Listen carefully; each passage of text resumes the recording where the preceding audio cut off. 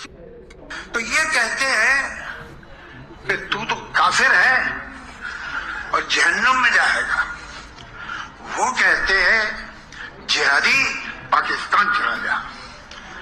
अब अगर मेरे पास सिर्फ चॉइस पाकिस्तान और जहन्नुम यानी नरक की है तो मैं नरक ही जाना पसंद करूंगा।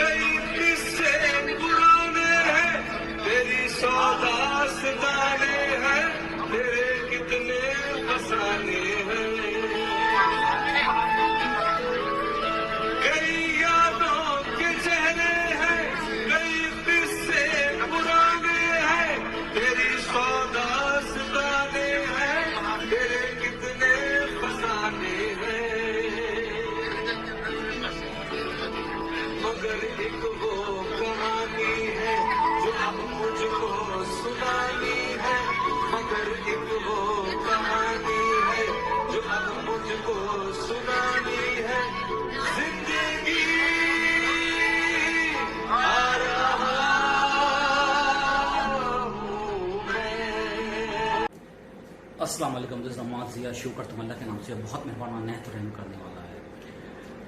दोस्तों आज एक इंटरनेशनल टॉपिक के ऊपर बात करते हैं, मुख्तलिफ टॉपिक्स के ऊपर बात करते हैं। और आज एक खबर बड़ा चल रही है मार्केट के अंदर, जावेद अख्तर साहब का बयान कि अगर मुझे पाकिस्तान जाने का मौका मिलेगा जहन्नुम जाने का तो मैं जहन्नुम जाने को प्रेफर करूँ। जावेद अख्तर साहब it's a big name, big legend in India और पाकिस्तान में हम लोग उनकी बड़ी कदर करते हैं थे। वो पाकिस्तान आए थे तो पाकिस्तान ने उनको बड़ी इज्जत दी, बड़ी रिस्पेक्ट दी, मगर अनफॉर्चुनेटली कुछ लोग डिजर्व नहीं करते। और इनके बारे में मैं कुछ बातें बताता चलूँ। जावेद अख्तर साहब का बयान है कि इंडिया वाले मुझे दहशतगर्द करार देते हैं, पाकिस्तान वाले मुझे काफिर करार देते हैं।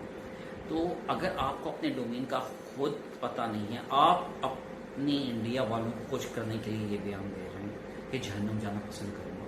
जावेद अख्तर साहब पहले मुझे बताएं, आपको जहन्नुम का पता है? जहन्नुम के कितने फरिश्ते हैं?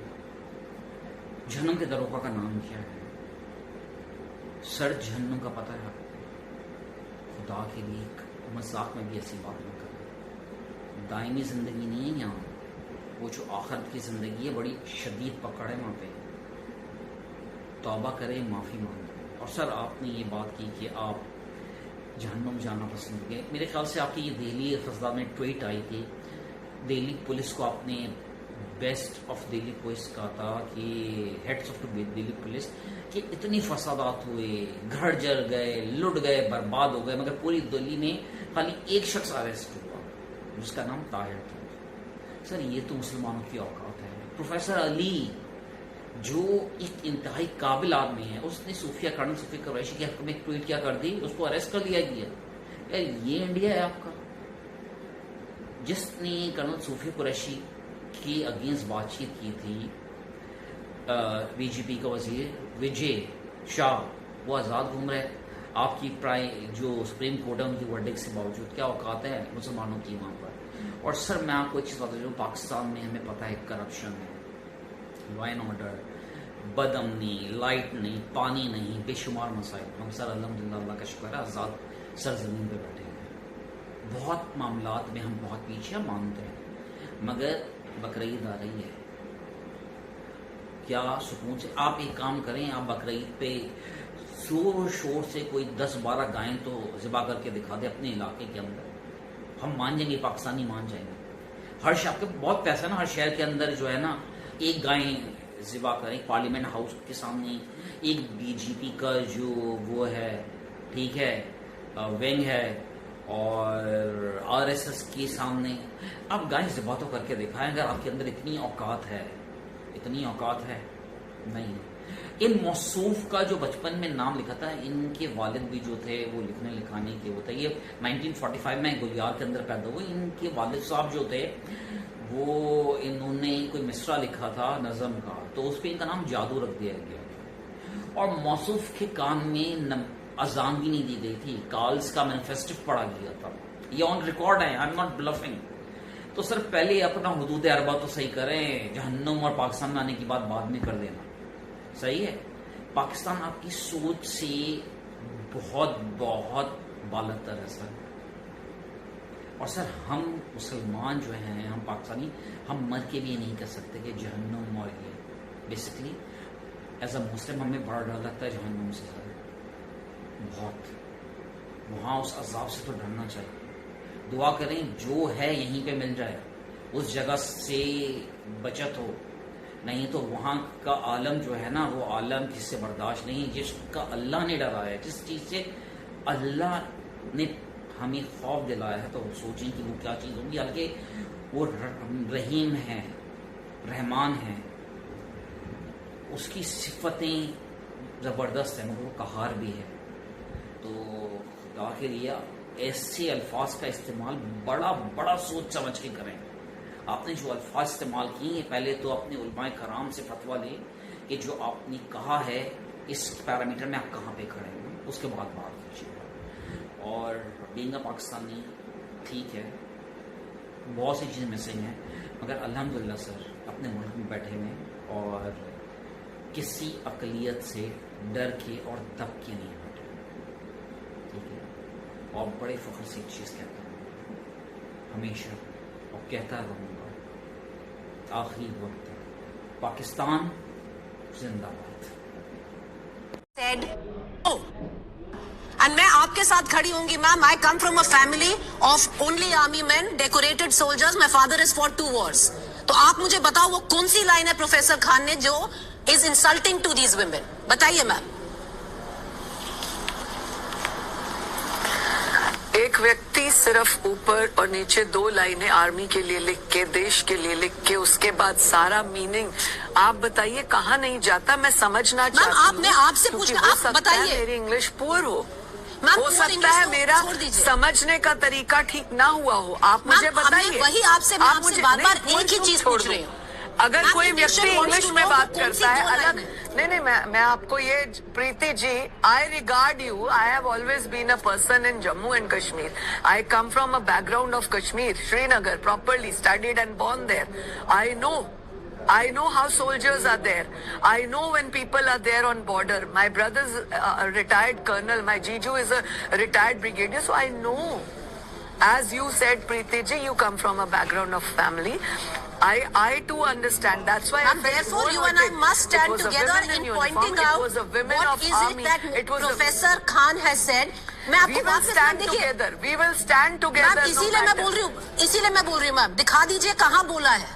आप वो 2 लाइनें बताइए जो आप कह रही हैं। Where has he insulted Colonel Qureshi and Wing Commander Vamika Singh? वो कौन सी 2 लाइन है?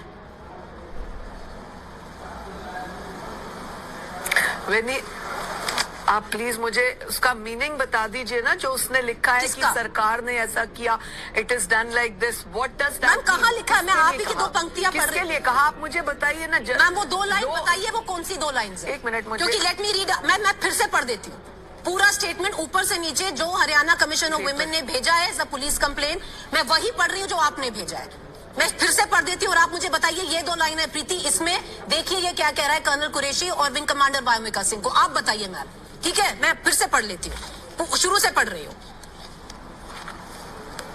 Now and I'm quoting ma'am, I am very happy to see so many right-wing commentators applauding Colonel Sophia Qureshi, but perhaps they could also equally loudly demand that the victims of mob lynching, arbitrary bulldozing and others who are victims of the BJP's hate mongering be protected as Indian citizens. The optics of 2 women soldiers presenting their findings is important, but optics must translate to reality on the ground, otherwise it's hypocrisy. In conclusion, he wrote, and this is the point which the Haryana Commission for Women has found problematic, ma'am. And let me quote again. For me, the press conference was just a fleeting glimpse, an illusion, and allusion perhaps to an India that defied the logic on which Pakistan was built. As I said, the grassroots reality the common Muslims face is different from what the government tried to show at the time The press conference shows that in India united in its diversities is not completely dead as an idea. Ma'am कौन सी दो लाइनें हैं in which this man is being anti-national and I will wait for derogatory, sexist to what you have called Bharat ki betis in your complaint? Yes, I still say that Bharat ki beti who is sitting for us, सीने पर गोली खाने को तैयार बैठी है हमारी बेटियां, और उनके लिए इस तरह के शब्दों का इस्तेमाल, मैम किस तरह के शब्द बताइए, किस तरह ऐसा के कैसे शब्द कोई कह सकता है? आप मुझे बताइए ना, ऐसा कैसे कोई कह सकता है देश की बेटियों वही तो के मैं लिए? पूछ रही हूँ मैम, कहाँ the से country wants कैसे to know, हम बोल ऐसा सकते क्या? हैं? आप बताइए व्हाट इज इट, कौन से शब्दों की बात कर रही है? मैंने आपको 3 बार पढ़ दी जो आप ही ने भेजी है। आप बताइए इनमें से वो कौन सी प्रॉब्लमैटिक चीज है जो प्रोफेसर खान ने बोली है, जिसकी बिना पर आपने कंप्लेन की है, जो एक एफआईआर हो गई और अब प्रोफेसर खान सेडिशन के चार्ज में है।